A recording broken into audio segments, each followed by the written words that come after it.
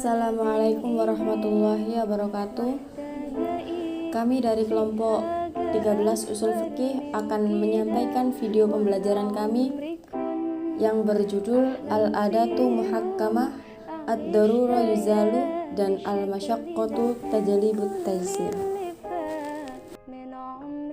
Di sini kami akan memperkenalkan anggota kelompok kami, Muhammad Syafi'ul Azhar, Nuria Azka Diana Putri, Serlinanda Sakita, dan yang terakhir Nabila Rodatul Jannah.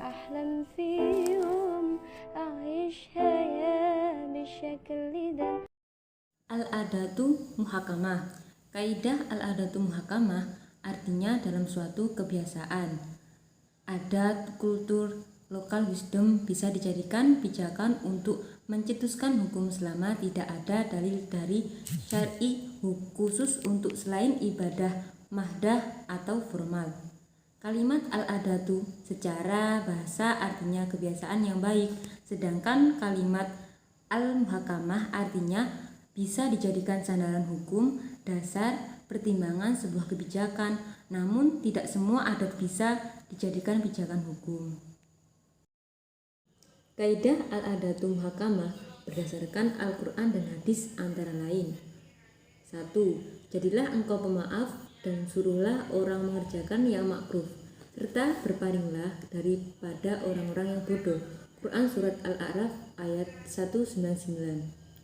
Yang kedua, menurut Imam Al-Suyuti, sebagaimana dikutip ulama asal Indonesia, Syekh Yasin bin Isa Al-Fadani, kata Al-Uf dalam ayat ini diartikan sebagai kebiasaan atau adat. Adat di sini artinya adat yang tidak bertentangan dengan syariat atau al-adatu muhakamah. Namun, pendapat ini dianggap lemah oleh ulama lain. Alasannya, kalimat al-uf jika diartikan sebagai adat istiadat, maka tidak sesuai dengan asbabun nuzul. Ayat ini dalam konteks dakwah yang telah dilakukan Nabi Muhammad SAW kepada masyarakat Arab yang memiliki karakter keras dan kasar, juga kepada orang-orang yang masih lemah imannya. Yang ketiga, dan mereka para perempuan mempunyai hak yang seimbang dengan kewajibannya menurut cara yang patut. Quran Surat Al-Baqarah ayat 228. Yang keempat, dalam Surat Al-Baqarah ayat 228 di atas, kalimat menurut cara yang patut dapat dipahami sebagai sebuah kebiasaan yang bermanfaat dan tidak bertentangan dengan syarak atau al-adatu muhakamah dalam konteks keseimbangan, keadilan, bersamaan antara laki-laki dan perempuan. Keduanya harus saling bersinergi, berkolaborasi, bermitra, bekerja sama untuk membangun peradaban di kancah lokal maupun internasional. Contoh aplikasi dalam kehidupan dari al-adatu muhakkamah atau adat bisa dijadikan sandaran hukum dalam kehidupan. Dapat dipahami sebagai contoh aplikasi dalam kehidupan manusia antara lain: 1. Ukuran gerakan yang bisa membatalkan sholat. Ini disadarkan atas kebiasaan yang berlaku secara hukum di daerah satu dengan yang lain berbeda. 2. Batasan nifas atau monopause. Disandarkan atas kebiasaan yang berlaku secara umum bagi perempuan satu negara dengan negara lain berbeda. 3. Ukuran sedikit atau banyaknya najis yang dimaafkan. Ini disandarkan atas kebiasaan yang berlaku secara umum di daerah satu dengan yang lain. Pengertian al-dararu yuzal. Kalimat ad-dararu secara bahasa artinya segala sesuatu yang membahayakan, mengandung madorot karena kondisi tertentu, sedangkan kalimat yuzalu artinya dihilangkan, diminimalisir, dibuang. Al-dararu yuzal artinya bahaya itu harus dihilangkan. Kaidah al-dararu yuzal memberikan pemahaman kepada umat Islam dengan membangun kerangka berpikir bahwa kemudorotan yang terjadi kepada hamba Allah sebisa mungkin dihilangkan dengan mencari problem solver yang terbaik-baik dalam wilayah ibadah maupun interaksi sosial atau muamalah. Dasar hukum.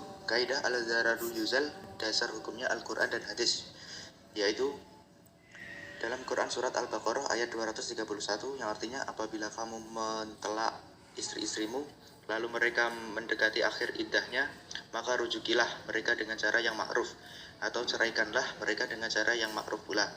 Dalam memahami surat Al-Baqarah ayat 231 di atas, misalkan seorang suami yang sudah tidak suka dengan istrinya, kemudian dia mentalak istrinya menjalani masa iddah, masa tunggu untuk tidak menikah dengan laki-laki lain untuk mengetahui ada bayi di kandungan atau tidak karena berkaitan dengan nasab bayi. Sebelum masa iddah selesai, suaminya kembali merujuknya. Kemudian suaminya kembali mentalaknya atau talak kedua. Sang wanita tersebut kembali menjalani masa iddah. Lalu sebelum masa iddah berakhir, suaminya kembali merujuknya. Suaminya melakukan terus-menerus hingga talak 3. Hal ini dilakukan oleh suami karena dia bermaksud memberikan kemudorotan kepada istrinya agar dia terkatung-katung dalam waktu yang lama sehingga tidak ada laki-laki lain yang bisa menikahinya. Perbuatan seperti ini tidak diperbolehkan. Allah Subhanahu wa Ta'ala memerintahkan jika ingin kembali maka kembalilah dengan cara yang baik untuk membangun rumah tangga yang baik. Namun jika tidak ingin lagi bersama maka ceraikanlah dengan cara yang baik dan jangan memberikan kemudorotan kepada istri. Contoh aplikasi dalam kehidupan Ad-Dararu Yuzal dapat dipahami sebagai contoh aplikasi dalam kehidupan manusia.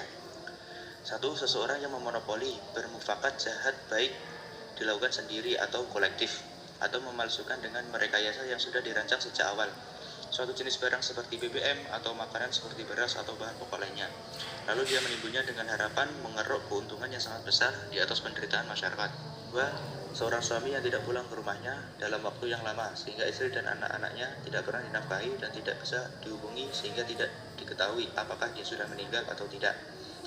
Yang ketiga, seseorang yang memiliki pohon yang besar di depan rumahnya sehingga pohon tersebut mengarah ke jalan umum dan mengganggu pengguna jalan. Maka pemerintah melalui pihak perangkat desa setempat berhak untuk menyuruhnya agar menebang pohon tersebut sehingga tidak mengganggu pengguna jalan. Al-masyaqqatu tajlibut tasyir. 1. Pengertian al-masyaqqatu tajlibul tasyir. Kalimat al-masyaqqah secara bahasa artinya segala sesuatu yang memberatkan karena kondisi tertentu. Kalimat tajlibu artinya mendatangkan, sedangkan kalimat tasyir artinya kemudahan, keringanan, dan dispensasi. Masyaqqatu tajlibu tasyir artinya kesulitan memunculkan lahirnya kemudahan. Masyaqqatu tajlibu tasyir memberikan pemahaman kepada umat Islam dengan membangun kerangka berpikir pentingnya penerapan dispensasi atau kemudahan kepada siapapun yang mungkin terjadi baik ketika menjalankan ibadah maupun interaksi sosial, muamalah untuk meminimalisir kesulitan. Dasar hukum. Kaidah al-masyaqqah tajlibul tasyir, dasar hukumnya adalah Al-Quran dan hadis, yaitu dalam surat Al-An'am ayat 145. Bismillahirrahmanirrahim. Famanitturra ghayra ba'in wala 'adin fa inna rabbaka ghafurur rahim. Artinya, barang siapa yang dalam keadaan terpaksa, sedang dia tidak menginginkannya dan tidak pula melampaui batas, maka sesungguhnya Tuhanmu Maha Pengampun lagi Maha Penyayang. Quran Surat Al-Maidah ayat 3. Bismillahirrahmanirrahim. Famanitturra fi makhmasatin ghayra mutajanifil ism fa innallaha ghafurur rahim. Artinya, maka barang siapa terpaksa karena kelaparan tanpa sengaja berbuat dosa, sesungguhnya Allah Maha Pengampun lagi Maha Penyayang. Surat Al-Baqarah ayat 185. Bismillahirrahmanirrahim. Yuridullahu bikumul yusra wa la yuridu bikumul usra. Artinya, Allah menghendaki kemudahan bagimu dan tidak menghendaki kesukaran bagimu. Contoh aplikasi dalam kehidupan. Dari kaidah ketiga, al-masyaqqah tajlibul tasyir dapat dipahami sebagai contoh aplikasi dalam kehidupan manusia, seperti ketika seseorang sedang sakit dan tidak sanggup melakukan sholat dengan berdiri, maka mendapatkan kemudahan tasyir atau dispensasi melakukannya dengan duduk. Jika tidak bisa duduk, maka mendapatkan kemudahan melakukannya dengan berbaring. Jika tidak bisa berbaring, mendapatkan kemudahan melakukannya dengan memakai isyarat dan diperbolehkan memakai tayamum atau al-masyaqqah tajlibul tasyir. Sekian dari kelompok 13. Wassalamualaikum warahmatullahi wabarakatuh.